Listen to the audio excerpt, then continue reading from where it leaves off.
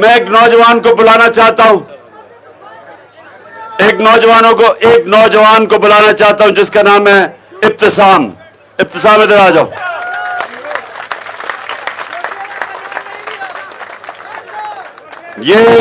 اب یہ سنو، ذرا اس کو دیکھ لو، یہ دیکھو، چپ کر کے ذرا اس نوجوان کو دیکھو۔ اگر یہ وہ جو مجھے قتل کرنے کے لیے جس کو تیار کیا تھا، جو نوید جس کو تیار کیا گیا تھا مجھے قتل کرنے کے لیے، اور دو اور بیٹھے ہوئے تھے بندوقوں والے، اگر یہ ابتسام اس کے اوپر آخری منٹ پہ ہاتھ نہ رکھتا، اس کی ہاتھ کے اوپر جب اس نے پستول پکڑی ہوئی تھی، تو جو گولیاں اس کی وجہ سے ٹانگ پہ لگی وہ سارے اوپر جسم پہ لگنی تھی۔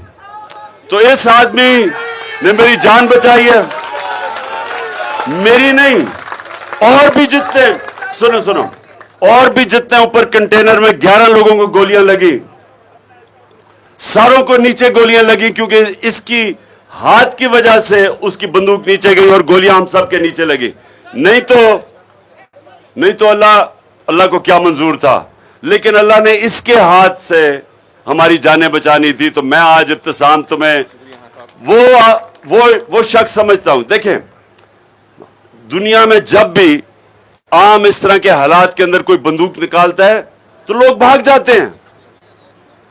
آپ کہیں بھی دیکھ لیں، لوگ اپنی جان بچاتے ہیں، کیونکہ لوگ نہاتے ہوتے ہیں، تو بندوق جس کے ہاتھ میں ہوتی ہے لوگ ڈرتے ہیں۔ تو یہ نوجوان نے بندوق دیکھتے ہوئے جو اس نے کیا ہے، میں تو اس کو ہمیشہ یاد رکھوں گا، اور اس کو قوم کو بھی ہمیشہ یاد رکھنا چاہیے۔ اس نوجوان، تم یہی بیٹھ کے کہو، ہمیں یہ بڑی غلط فہمی ہوتی ہے کہ اللہ کی مرضی کے بغیر کچھ ہو سکتا ہے۔ یہ جو تکبر ہے، اس کو اللہ سب سے بری انسان کی صلاحیت سمجھتا ہے، کیونکہ تکبر کا مطلب یہ ہوتا ہے کہ آپ اگر جیتتے ہیں تو آپ سمجھتے ہیں میں جیتا ہوں۔ آپ اللہ کی مرضی کے بغیر نہیں جیت سکتے۔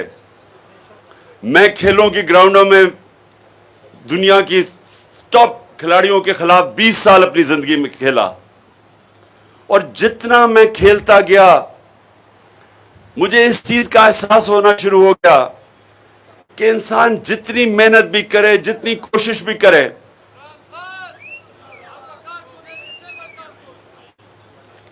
جتنی بھی انسان کوشش کر لے، وہ ایک لیول سے اوپر وہ نہیں جا سکتا۔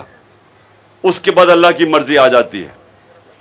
انسان محنت کرتا ہے، میں سب سے زیادہ محنت کرتا تھا، سب سے زیادہ ٹریننگ کرتا تھا، پریکٹس کرتا تھا، کیونکہ میں دونوں کرتا تھا، بیٹنگ بھی کرتا تھا، بولنگ بھی کرتا تھا، تو باقی کھلاڑیوں سے دگنی محنت کرنی پڑتی تھی۔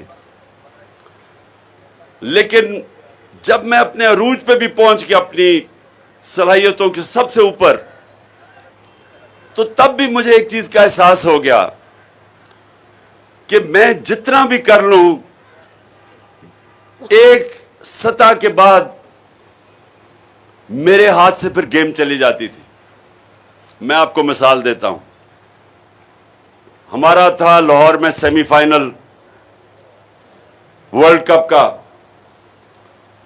87 سیمی فائنل، پاکستان فیورٹ تھی وہ ورلڈ کپ جیتنے کے لیے۔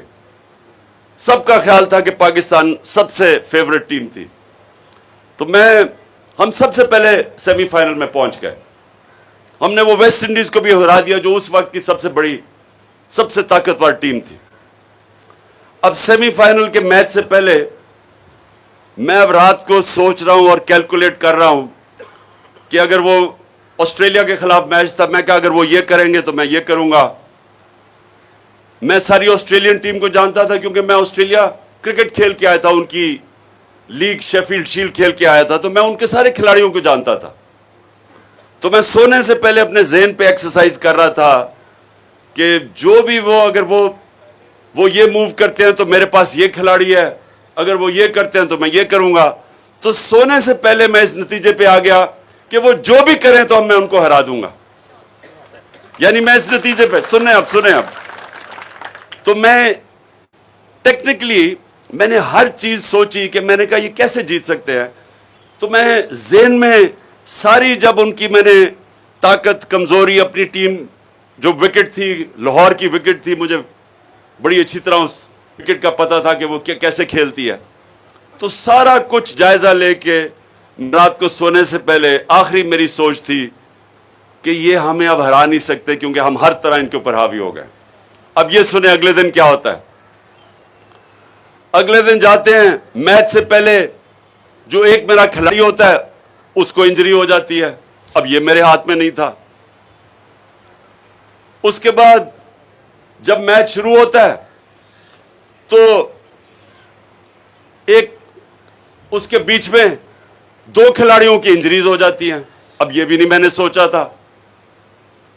ہمارے وکٹ کیپر کے گیند لگتی ہے وہ بیچارہ باہر چلا جاتا ہے. جو دوسرا وکٹ اس کی جگہ میاں داد کرتا ہے وہ کیچ ڈراپ بھی کر دیتا ہے 22 بھی دے دیتا ہے. پھر جو ہمارا سپنر ہوتا ہے اس کی گیند پہ انگلی پہ گیند لگتی ہے اس کی انگلی ٹوٹ جاتی ہے. وہ نہ بیٹنگ کر سکتا نہ بولنگ کر سکتا. اب یہ بھی نہیں میں نے سوچا تھا.